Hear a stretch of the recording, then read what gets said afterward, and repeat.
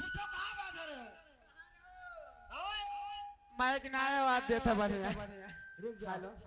एक काम करो, सुनो, हम हो तो हो बैठ जावा जाए। अब हमार तहार नंबर लागी भाई पट्टा चढ़ाई दिन जाई। इन्हों बिना पानी के पकौड़ी छान ले दियो। ठीक है, ये लोग को गाने दीजिए, हम लोग चलते हैं। कहना क्या हमारे तजिया फैलाएं चलते चलते। Hello hello hello hello. अरे जब प्यारी नहीं है तो भूला क्यों नहीं देते।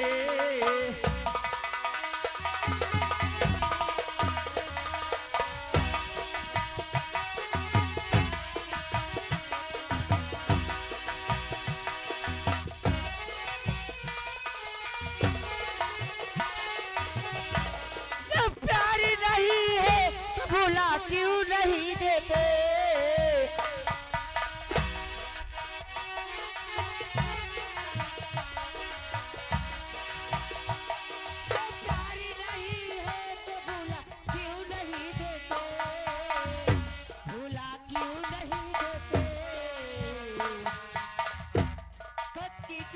रखे जला क्यों नहीं